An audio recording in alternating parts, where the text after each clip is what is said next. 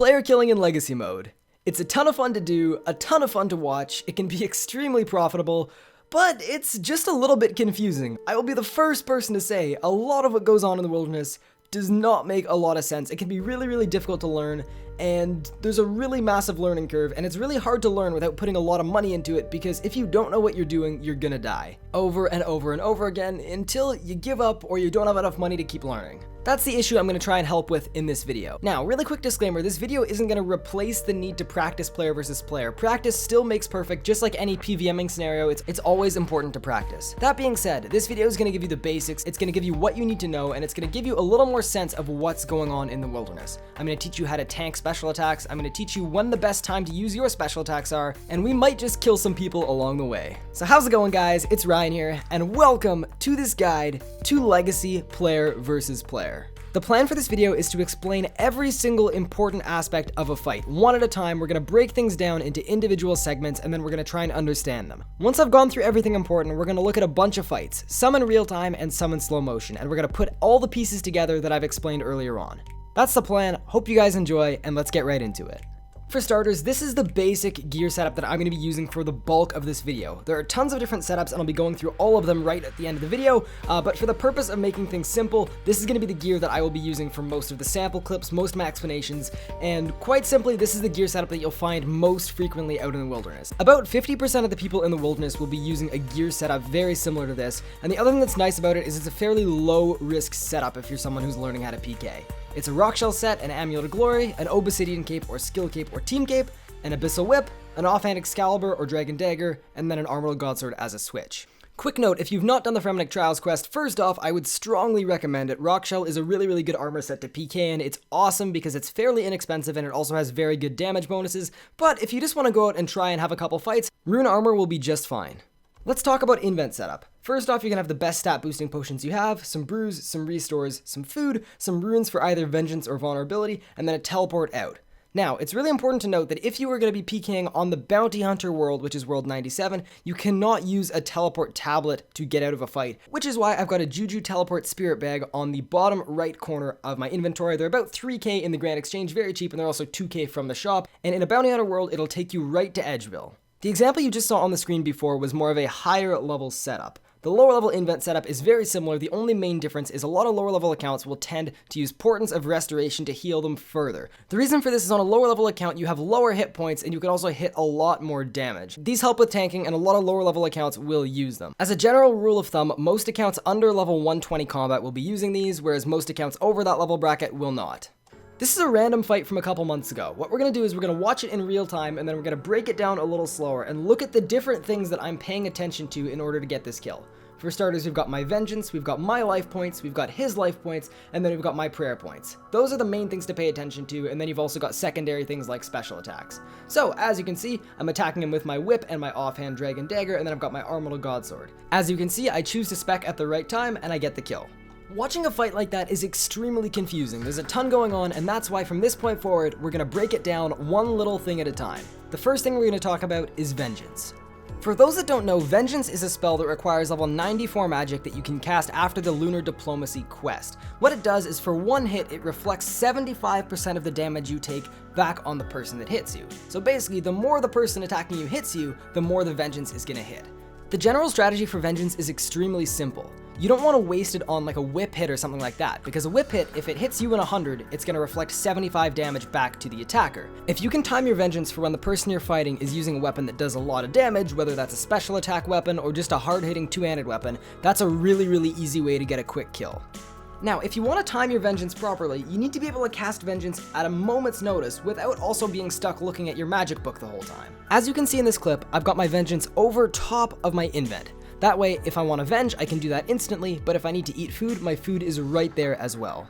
You accomplish this with the F keys, which is the next thing we're going to talk about. The F keys are the function keys that line the top of your keyboard. The important ones for player killing are F1, F3, F4, and F5. These function keys allow you to switch between your invent, your prayers, your magic spells, as well as your special attack. The best way to practice the F keys is to go to the Combat Academy in Lumbridge and try them out on a training dummy. Go onto Legacy mode and just practice switching between your invent and your prayers, your invent and your magic spells, and your invent and your special attack. After everything you do, you always want to be going back to your invent because that's where your food is. Treat the invent like home base, and then anytime you want to do a vengeance or anything else, you want to switch quickly with your F keys, as you see me doing right now on the screen. Now, in terms of finger placement, I find the best way to do it is keep your pinky on F1 at all times. That'll get you back to your invent. You then want to put your index finger between F4 and F5. That way, if you want a vengeance, you press F4, and if you want to go to your special attack, you press F5. I find putting a different finger on every F key can just lead to more issues, because you can accidentally press the wrong key, and it's a lot more simple just having invent as home base, and then one other finger roaming around. It doesn't really matter how you place your fingers, as long as your system works for you. It's time to look at some strategy. First off, we're going to be looking at where to eat. There are 3 things to consider when you're looking at where to keep your life points. First off, you want to keep your life points above the level where you could be one hit by your opponent. This is generally around 650 life points, but it really does depend on who you're fighting. Now, you don't want to constantly eat up to full life points. This is considered safing, as your life points aren't close to hittable. Now, you might be thinking, well, Ryan, what's wrong with that? I don't want to die, I gotta keep my hit points all the way up. Thing is, if you safe and the person you're fighting also safes, all that's gonna happen is you're gonna end up hitting each other small amounts, you're both gonna run out of food, and then someone's gonna teleport. There's no way for anyone to get a kill if you're both safing up, and that's why you don't want to keep your hit points at full. The next point in this is just to pay attention to what your opponent's doing. If you see them pull out a Noxious Scythe or an Armored Godsword, you're gonna want to eat some food because there's likely a really high hit coming your way and you don't want it to kill you or get you extremely low. Okay, it's time for the fun part, how to tank massive amounts of damage. First off, when you geared yourself up, you had some Ceridome brews, and you also had some sort of solid food that filled the majority of your invent. Whether that's sharks or rocktail soups, doesn't really matter, that's your solid food. What you want to do is you click on the solid food, and then you click on the Ceridome brew, and then you go back to clicking on the solid food, and then as soon as you eat the solid food, you click on the brew again. This is called shark brewing, and it allows you to consume both the shark and the brew in the same game tick. This allows you to tank incredible amounts of damage extremely easily. And here's what that looks like. I grabbed my 4 friends, I had them all using tier 75 gear, and I actually took off my armor as well. And as you can see, I'm clicking on the Rocktail and then the brew every time. Now, there are so many hits coming up that you're not even seeing most of them, but my hit points are all over the place. I'm getting smacked on by 4 different people at the same time, and as you can see, I tank a full inventory of food. Now, obviously this scenario is exaggerated, but I wanted to show you guys how well you can tank. Now, this is a version as a lower level setup. So I've got Rocktail soups, I've got my Ceridome brews, but I also have my Portents of Restoration that are kicking off as well. This time I let my friends spec me and do all kinds of things to me, and as you can see, it works the exact same way. You can tank massive amounts, regardless of if you have the Portents of Restoration or you don't. This is a more practical application of the exact same thing I just showed you before. This guy's about to hit me with an AGS and it's going to get me down to around 130 life points. Now, as you can see, I click the shark, I click the brew, I click another shark, and then I'm gonna brew one more time, and as you can see, before he even manages to hit me again, I am on 758 life points, and that's really how that works. That's the strategy, so when you get knocked low, you can get your hit points right back to where they need to be instantly. So I've shown you what to do, but what about showing you what not to do? This is an example of what that exact same scenario looked like, except I drank the brew doses before I ate the sharks. As you can see here, I'm clicking on the brew before I'm clicking on the shark, and I'm getting absolutely destroyed. I lasted like 10 seconds, and that's the difference between doing it the right way and doing it the wrong way. So just make sure that if you're tanking and you need to get through massive amounts of life points, make sure you click on the shark before the brew. Now, there are a lot of different special attack weapons in the game, and I will be talking about some of them on the very last slide of this video when I go through alternate setups. For now, I'm going to assume that your special attack weapon is an Armored Godsword from that basic setup that we talked about earlier. In general, you'll be using your special attack and or KO weapon in a one-tick combo. To do this, you wait for your offhand weapon to hit, and then you equip your Armored Godsword. This will allow your whip and offhand hits to stack up with the Armored Godsword hit, and you can combo out a lot of damage really quickly. This can also be used in conjunction with the Vengeance, although that's more of an advanced trick and it might take a little bit of practice. This is a perfect example of a one-tick AGS spec. I'm going to play it in real time as you see right there, and then let's slow it down and take a closer look. Okay, my whip's going to attack right now, and then you're going to see my offhand. As soon as my offhand starts to swing, I'm going to click on my Armored Godsword, I'm going to use my F5 key to get to my special attack bar, and I'm going to click special attack. As you can see, those 3 hits lined up one after the other, and that's exactly what you're looking for when you're looking to spec. If you switch to your AGS really early, they're going to know a spec's coming, and they're just going to eat out of the range that you can hit with it. Now, I know that's kind of complicated, so I'm going to show you guys one more instance of it happening, and this time it wasn't actually with a special attack, it was just a normal one-tick hit. And this is still a really good way to get a KO and get a kill on someone, because as you can see, the person I'm fighting, he's on 650 life points, my main hand hits, my offhand hits, and then instant Armadyl Godsword hit. You equip it as soon as the offhand starts to hit, and just like that, he's dead. I did 650 damage in a very short amount of time, and that's another example of the one-tick working out extremely well. It's how most people will get their kills in the wilderness, whether or not you use it with a special attack, and whether or not you use it with a vengeance. Okay, what I'm going to do now is I'm going to one-tick spec with an Armadyl Godsword and a vengeance. As you can see, in real time that happened really quickly, so I'm going to slow it down. First off, I'm going to press F4 and get my vengeance. I'm going to right click on my vengeance, and then I'm going to go back to my invent. Now I'm going to cast that vengeance when my main hand hits, and then when my offhand's about to hit, I'm going to click on my Armadyl Godsword, and then click the special attack button. As you can see, I'm specking at the same time as the vengeance comes out, and it's with a one-tick as well. Now, this is a really difficult combo to pull off, and it's not at all necessary that you know how to do this. I PK'd for 4 years before I knew how to do this, and it's not even a particularly practical combo because a lot of the time you'll be setting it up and you'll forget to look at your hit points and you'll get killed by something silly. So anyways, I thought I'd mention it because it is a strategy that exists and it is something that some people can do. Most people won't be doing it, and it's not necessary that you know how to do this either. It's just another thing that you can practice on the training dummies, and if you can master it, it feels pretty awesome when it actually works properly. The point of me showing you guys this combo is just to say there are a ton of different ways of varying difficulties to get a kill in the wilderness. This would be considered a complicated strategy, and there are tons of way easier ways to go about getting a kill, but it's all about being creative and finding out ways to get kills. You by no means need to know how to do this, and I just want to get that out there right now. It's just, I thought I'd include it because it is an example of something that is a little more complicated than just waiting for a good time to use your special attack. So anyway guys, that's all I'm going to say about when to spec, that's all I'm going to say about one-ticking. Let's keep going. Okay, this next section isn't really as strategy related as the other ones that were under the strategy section, but I wanted to talk about getting smited. The Soul Split and Smite prayers have the ability to drain your prayer points. It's crucial to keep an eye on your prayer points, as if you run out of prayer points, your protect item will be deactivated. When you're in the wilderness and you're skulled, your protect item will allow you to keep one weapon. That could be a noxious weapon, that could be an Armadyl Godsword, but it's the most valuable item you have. You can check what you protect in your death interface so you don't lose anything you're not planning on risking. As a general rule, if you're learning how to player kill for the first time, don't bring a noxious weapon out there. Even though your protect item will protect it, if your prayer drops because you're not paying attention to it, that would be absolutely disastrous. That's the other reason an Armadyl Godsword setup is relatively safe. If you get smited, it's better to lose a couple mil than a couple hundred mil.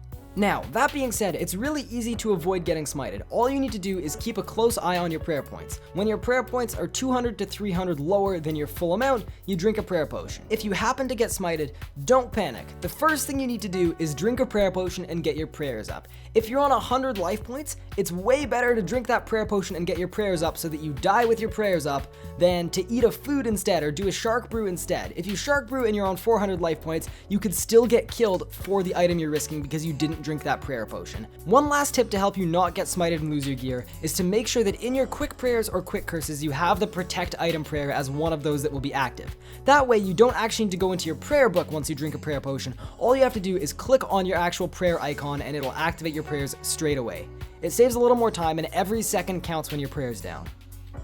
If you've made it this far, congratulations. It's now time to put it all together, and we're going to take everything we've talked about and wrap it up into a couple fights. I'll show the fights, and then we'll just look at what I'm doing and how I'm getting these kills. Okay, here's a Bando's Risk fight. As you can see, I've got my Vengeance over my Invent. I've got that so that if he hits me really hard, I could eat food right away. As you can see, I do it again, I cast that Vengeance from my Invent, and I can quickly switch into my Armadyl Godsword to get me the kill. That was a really quick fight, but the gist of it was I used my F keys so that I could get my timing perfect. I could spec exactly when I wanted to, and it was right after a Vengeance as well. Let's take a look at another fight. In this one, I'm using a whip with an offhand dragon dagger, so very similar setup to the one I talked about a little earlier on. And actually watch my prayer points right now, because I definitely wasn't when I was recording this clip. I was focusing on my commentary, and as you can see in just a second here, prayers down. Now you'll notice that even though I was low hit points and he was using a Darok's axe, I didn't eat any food when my prayer went down. The very first thing I did is I got my prayer back up, and I managed to get my prayer back up before his next attack. Okay, time for another clip. In this case, I'm using Vengeance to get myself a kill. I wait for him to pull out his Armadyl Godsword, which is a high-hitting weapon, and then that's when I throw out my Vengeance. That way, it reflects a lot of damage back on him, and I can combo him out from full hit points with my Darok's axe. That's a perfect example of what you want to do with Vengeance. Even if they're using dual wields, as soon as they show that Armadyl Godsword, you throw up your Vengeance, and you have a really good chance of getting the kill. Now, what the person I was fighting did wrong is he didn't one-tick to that Orbital Godsword. He switched to it at the wrong time, so I had a ton of time to react to it, and that's a really, really easy kill. Here's another fight. This time we are on my maxed main against another maxed main, and as you can see, little one tick there, and we managed to do like 750 damage in a very short amount of time. Good fight, that guy's fire cape. That's just another thing we talked about, and it really does work.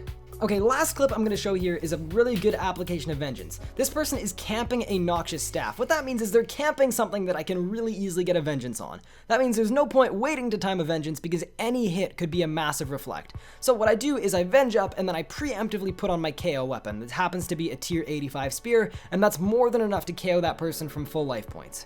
That's just about all you need to know about player versus player.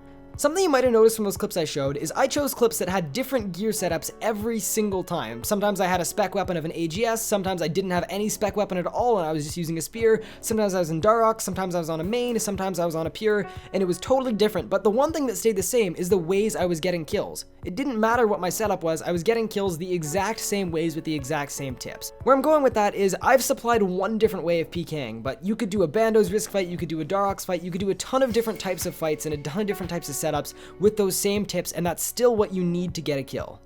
Here are a couple things to look out for that didn't really fit in the other sections of the video, but are definitely worth mentioning. First one is Dragon Claws. If you're fighting someone who pulls Dragon Claws on you, know that the Dragon Claw special attack does not hit as much damage as an Orbital Godsword. It's not as good in that sense, but the one sense that it absolutely excels is smiting. Each of those claw hits will drain a ton of your prayer points, so if you're fighting someone with claws, pay special attention to your prayer points. The second thing to look out for is the Godbook. Since the recent updates, Godbooks actually have an attack that does a good amount of damage. It does less damage in player versus player than it does in player versus monster, but it can still hit upwards of 200 to 250 damage when it procs.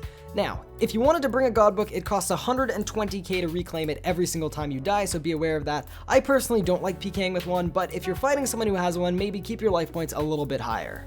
The last thing I'm going to talk about is the infamous teleblock. If you are fighting someone who is using magic and they are a wizard, and you get attacked and you see like a blue swirly thing cover you, know that you're teleblocked and you will not be able to teleport. Especially with me coming out with this guide, it's really important to look out for the teleblocks because I feel like a lot of people might be trying to take advantage of people who are learning how to play or kill for the first time. If you get teleblocked, don't hesitate to run closer to the edge of a ditch or even just leave the fight entirely. As soon as you cross the wilderness wall, the teleblock effects will be nullified.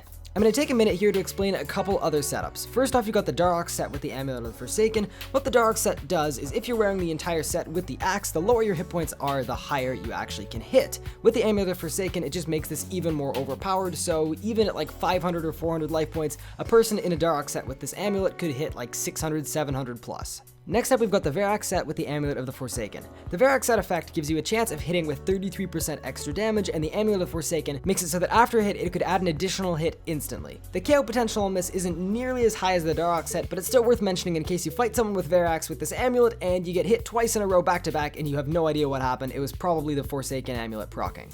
Next up, we've got the Dragon Battle Axe. The special attack on the Dragon Battle Axe makes whatever you're using hit 20% harder for 1 minute. This can be extremely dangerous when paired with either a Darok set or a Noxious Scythe. Second from the bottom, we've got the Granite Maul. What this does is it unleashes an instant attack as soon as you press the special attack button, and you can do it twice in a row because each spec takes 50% spec. What you can do is you can hit with a slower weapon, and if they're on low hit points, you can smack them twice real quick with the Granite Maul, and it's a really good way to get a KO, especially when you're Darok PKing. Last thing worth mentioning is the God Staff. These staves are from the magic training area and they cost 80k each. They're a really powerful special attack weapon that takes 25% spec per attack. They can hit 400 to 500 damage per attack and they attack fairly quickly, so if you see one, just make sure your hit points are a little higher. Okay, that's going to be about it for this video. As always, if anyone has any questions about anything I talked about or anything was unclear, feel free to put a comment in the comment section down below and I will get back to you as soon as I possibly can. Other than that, I hope you guys did enjoy it. This is a really strange video for me because I actually started working on the slides for this video when Legacy Mode was released, like 2 years ago. That's when I first started on the slides to this thing, and I never really made this guide because I didn't really know the right approach to it. I really struggled to conceptually organize this video, and I hope I laid it out in a way that made sense to you guys. So anyways, thank you so much for watching this video. Have a great one, good luck in the wilderness, and peace out. So when I was looking for PK clips to use in this video, I actually stumbled upon an old PK video that I made the first minute of and then abandoned. So I thought, why not just throw it at the end of this? Oh. Hit, and you're dead. Good fight for the Bandos. Nice stack, you're dead. Get a little spec off, and you're dead. Chances are he's gonna die. Yeah, see ya. Yeah, you're dead. There you go, your friend's dead. 547. I should probably spec here, right? Good fight! Go for it. Good fight. Peace out.